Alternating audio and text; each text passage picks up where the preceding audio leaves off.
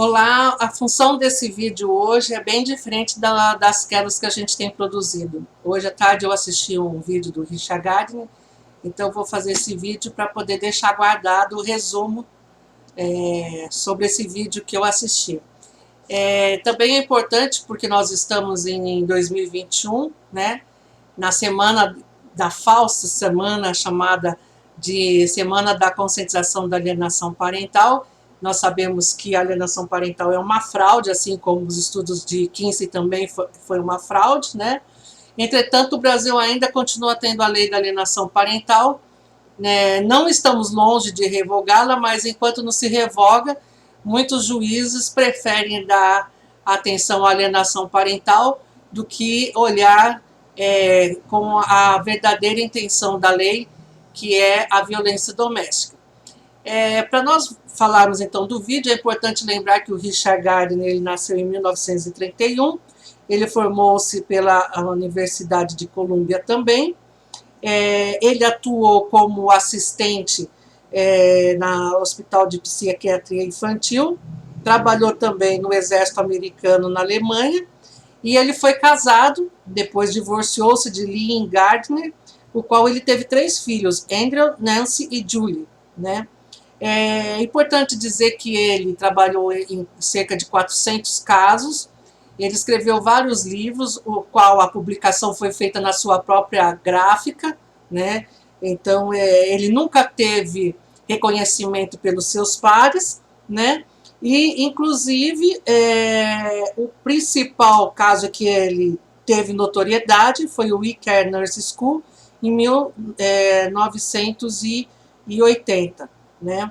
Então, sobre essa pessoa que nós vamos falar, não esquecendo que em 2003, quando o FBI então vai em busca dele para prendê-lo por causa da pedofilia, ele com 73 anos, ele então se esfaqueia, comete suicídio, e após isso, né, o seu filho então, assim, de forma velada, faz o funeral e enterra.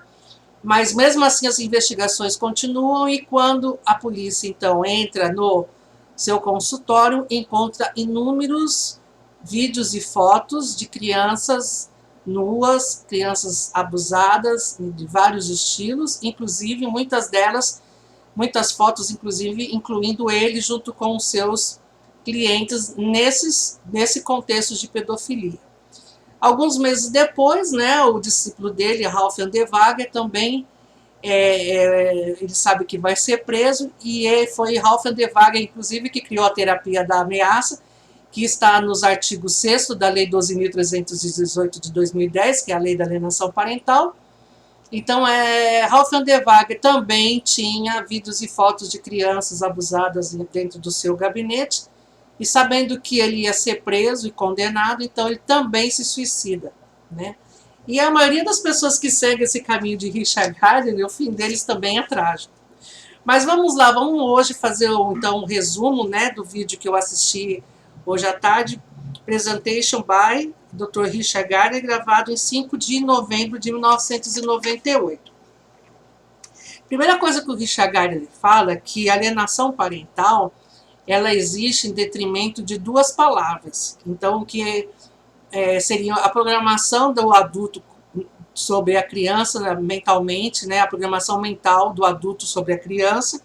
E essa criança, ao sofrer essa programação, então, ela estaria sofrendo de uma lavagem cerebral, por isso se dá-se o nome de alienação parental. Tá? Para Gardner, quando uma mãe apoia o filho, ele chama de apoio reflexivo da obrigação, né? Ou seja, quando uma mãe sabe de um abuso que o pai fez com a criança e apoia essa criança e protege essa criança, essa proteção, esse apoio que a mãe dá, para Gardner ele chama de apoio reflexivo da obrigação. Ele não considera o abuso, mas ele considera que essa criança reproduz uma história de abuso, ela não tenha sofrido um abuso, ela reproduz uma história de abuso, e que existe uma simbiose, um sentimento envolvente entre a mãe e a criança, razão pela qual, então, existe uma obrigação entre as 2 partes, que ele chama, então, de apoio reflexivo da obrigação. Gardner mostra em uma análise, quando se pergunta pontos bons, Gardner fala que quando você vai fazer uma análise, e quando se pergunta para a criança os pontos bons e ruins do pai e da mãe, a criança só lembra coisas boas da mãe e o pai nada. Para ele, isso é alienação parental. Falta ambivalência. O que ele quer dizer? Quando a terapeuta vai fazer um trabalho com a criança, e ela vai assim, como que foi a sua infância? Como que você conviveu com a sua mãe? E muitas vezes a criança relata coisas boas, porque, afinal de contas, essa pessoa não abusou dela, não fez nada, pelo contrário, protegeu, cuidou, tratou, educou, né? E assim por diante. E quando a terapeuta pergunta, e aí, agora, o que você fala, o que você pensa, o que você sente, o que você lembra do que você passou com o seu pai? Então, quando a criança diz que não consegue lembrar absolutamente nada, ou que ela passou momentos bons, mas houve um determinado momento que o pai abusou, que o pai fez isso, que o pai fez aquilo, então, para Gardner, isso seria uma alienação parental, né? Gardner, então, rotula o agressor em suas entrevistas que o agressor tem um transtorno de ansiedade da separação para o seu filho. Então, Gardner fala que quando esse agressor, né, esse abusador, né, esse estuprador de vulnerável, quando ele é entrevistado em terapia, esse pobre coitado da pessoa, ele sofre de uma ansiedade, porque está sendo tirado dele a oportunidade dele conviver com a criança. Que a criança tem repulsa pela família do pai e toda a extensão. Então, ele fala que a alienação parental é tão severa que a criança não só tem repulsa do pai, como ela também repulsa pela família do pai e toda a extensão. E nós sabemos que quando um agressor familiar ele abusa da criança, geralmente os seus familiares se calam, não querem se envolver, e na medida que eles não dão proteção a essa criança, claro que essa criança ela vai ter repulsa, claro que essa criança ela não vai querer conviver com essas pessoas, até porque houve já relatos muitas vezes da justiça querer que a avó, por exemplo, fica com a criança, e aí essa avó leva a criança para sua casa e quando chega em casa o agressor está lá, que é o filho dela. Então não adiantou nada a medida protetiva, não adiantou nada se pedir uma guarda vigiada, porque na realidade a família do agressor ela é colaborativa para proteger esse agressor. E protegendo esse agressor, você desprotege quem é vulnerável, que é a criança, né? Para Gardner, como o quadro é de paranoia, então ele recomenda que os contatos do guardião protetor com a criança seja vigiada. Para Gardner, o alienador tem uma patologia psíquica tal que beira a loucura e que uma pessoa doente que é mais dominante irá induzir a uma mais dependente passiva do mesmo transtorno psiquiátrico, histeria. Então, Gardner está dizendo aqui que a pessoa que denuncia, então ela seria o alienador dominante, né? E é que ela induziria o dependente passivo, que seria a criança, né? A ambos terem um comportamento histérico. Qual seria esse comportamento histérico? Comportamento de medo, comportamento de não querer ter contato, o comportamento de fugir desse agressor. Então, para o Gardner, isso seria uma patologia psíquica, quando na realidade no criminal nós sabemos que isso é um comportamento normal de vítimas de violência doméstica, né? Para Gardner, quanto mais passivo, mais fraca é a pessoa, com isso ela teria sido inculcada com essa desordem pela pessoa dominante. No minuto 31:50, Gardner afirma que a síndrome da alienação parental não está reconhecida na Organização Mundial de Saúde. Isso já em 1998. E graças a Deus, até hoje, em 2021, a OMS não reconhece a síndrome da alienação parental. Graças às mães aqui do Brasil e mais 45 países assinamos um manifesto para a OMS pedindo para que não reconhecesse a síndrome da alienação parental como um distúrbio mental, porque não tem comprovação científica, né? E até hoje, graças a Deus ainda, a OMS não colocou e não vai fazer parte do CID-11, né? No minuto 37:47, Gardner relativiza o que é o superior interesse da criança. Então, para Gardner, não existe superior interesse da criança. Para Gardner, existe a presunção psicológica saudável. O que seria essa presunção psicológica saudável. Então, a presunção seria o seguinte, a premissa que a preferência deve ser dada ao pai, pois este conviveu menos com a criança. Ele fala isso daí porque ele alega o seguinte, que a primeira infância, desde o aleitamento materno até o desmame, a mãe passa muito tempo com a criança e que essa pessoa desenvolveria a síndrome da alienação parental.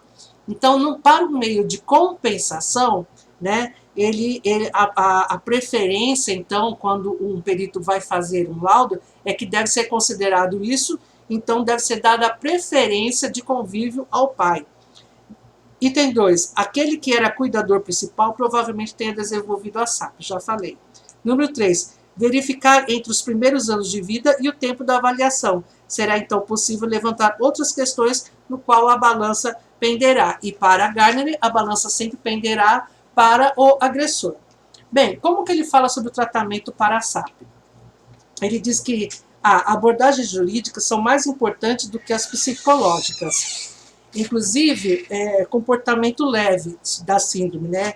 Como a perda parental em custódia, começa a programação. A criança continua com o pai alienante. Então, mesmo que se entra com o processo no período leve da síndrome, que ele fala, né, a criança ainda continua com o pai. B. Quando a justiça dá custódia ao genitor protetor, para Gardner, esses tipos de problemas não podem ser avaliados nos métodos convencionais ou tradicionais. Isso ele fala no minuto 45 e 35. Ou seja, Gardner fala que para tratar da síndrome da alienação parental, você não pode considerar, né, os métodos convencionais ou tradicionais. Você não pode levar em consideração a ciência e na área jurídica você não deve levar em consideração o que reza as leis, tá? Para Gardner, quem sofre de SAP precisa encontrar terapeutas severos, cujos procedimentos sejam ditatoriais e que tenham autoridade do tribunal para que o tribunal designe poder a esse terapeuta. Ele falou isso no minuto 49 e 39. E esse terapeuta tenha poder de ampliar e reduzir a visitação de forma a proteger as crianças à exposição da SAP, proibindo o uso de telefone, proibindo contato com o genitor, etc. Então, na visão de Gardner, o terapeuta ele teria mais poder do que o próprio juiz. O terapeuta que vai decidir de que forma essa criança vai ter contato com o pai.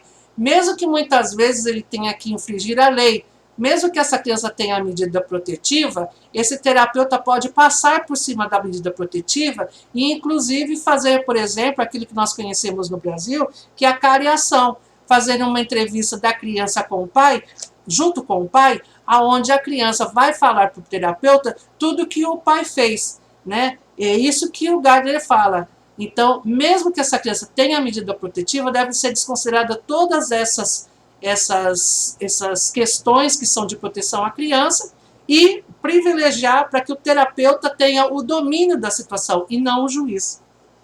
Segundo, ele prevê também sanções. No minuto 48 e 29, ele diz que os tribunais são relutantes em atacarem essas mães, mas são rigorosos quando o pai não cumpre com o seu dever de alimento.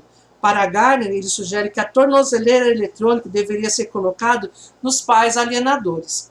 Inclusive, para Gardner, uma forma de tratamento às crianças vítimas da SAP é tirá-las do genitor protetor e colocá-los em lares adotivos, ou ainda colocá-las em orfanatos. Então, para Gardner, uma forma de reaproximar a criança do seu agressor, quando ela tem resistência, então qual seria o caminho intermediário? Ou colocar essa criança para ficar um tempo no orfanato, ou para que essa criança fique em casas de pais adotivos, até que ela, então, desmame do pai alienador, que ele chama, para que assim ela fique, então, aberta para receber, então, esse pai que a gente tem feito nos processos denúncias de agressão, né? Para Gardner, existe o abuso físico e psicológico. Nos físicos, ele exclui o abuso sexual. E, para Gardner, quando uma criança sofre um abuso físico, ela fica traumatizada, traumas esses parecidos como combatentes do Vietnã. Assim, Gardner oferece várias terapias para que a criança despersonalize o que ela sofreu, podendo usar jogos para ressignificar a situação pós-traumática. É dessa forma que Gardner sugere, com o suposto agressor, que se faça uma releitura da agressão e que, de novo, um novo significado à figura do agressor.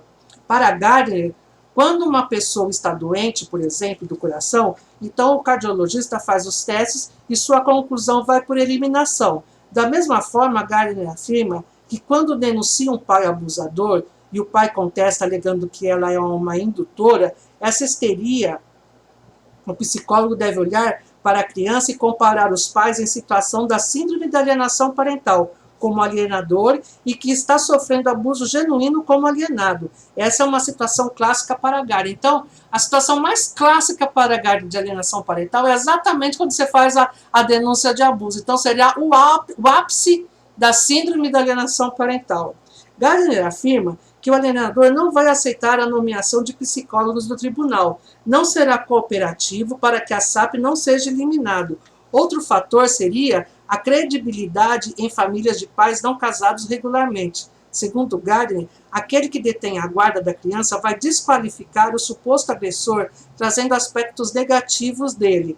Para Gardner, abusadores geralmente mentem como negadores e encobrem seus erros. Para Gardner, segundo ele, estudos estatísticos demonstram que 80 a 90% da população viveram em mentira e que 80 a 90% dos abusadores são os próprios advogados, pois esses ficaram refém da lei e da ciência. Mas para Gardner não estamos falando de matemática, química e física, mas segundo ele, há evidências mais convincentes.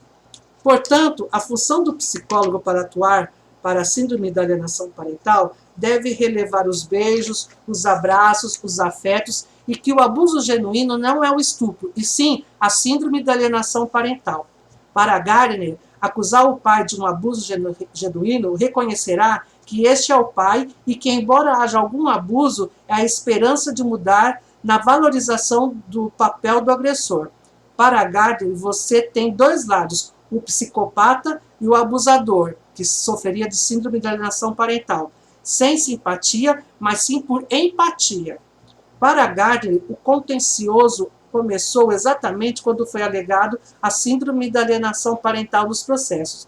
Gardner então orienta que se busque no histórico do abusador se ocorreu na família outros abusos. Olha só, Gardner orienta os psicólogos a procurar em quem está denunciando o abuso, se essa pessoa que está denunciando, no passado sofreu abuso de outros familiares. Então, esses supostos abusos podem não ter ocorrido, e então a SAP passou de geração a geração. Para Gardner, esse suposto agressor é um pai de família, preocupado com o sustento de sua prole, mas um homem realmente abusador, bebe, joga, jogos de azar e que precisa de um serviço pessoal. Para Gardner, a vítima não apresenta uma personalidade hostil, não bate, não é um arrombador de imóveis, etc. Mas, em contrapartida, os denunciantes são pessoas zangadas, rancorosas, espancam pessoas e usam a lei para si. Assim, é possível diferenciar quem é divertido de quem é paranoico.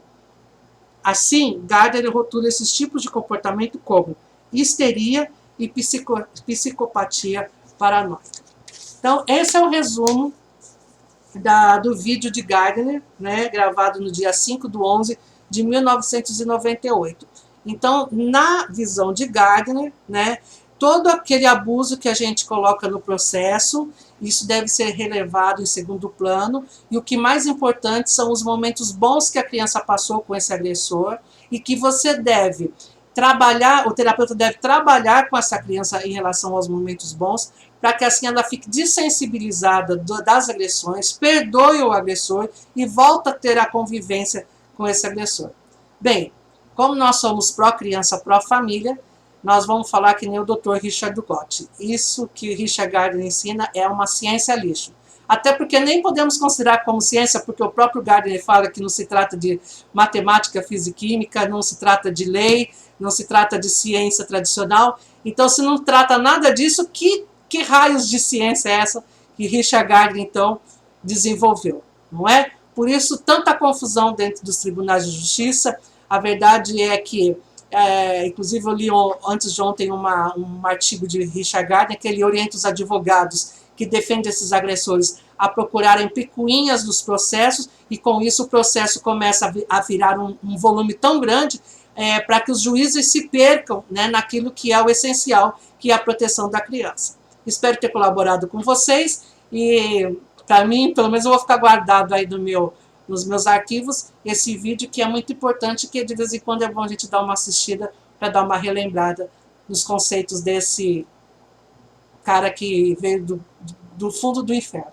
Tá bom? Um grande abraço, Deus abençoe a todos. E algo muito importante que eu quero deixar com vocês, Romanos 12 diz: não vos conformeis com este mundo, mas transformai-vos com a renovação da vossa mente. Para a gente poder transformar o mundo, a gente precisa conhecer o nosso inimigo e, através das ideias do nosso inimigo, nós transformarmos o mundo. Tá bom? Deus abençoe a todos. Até a próxima.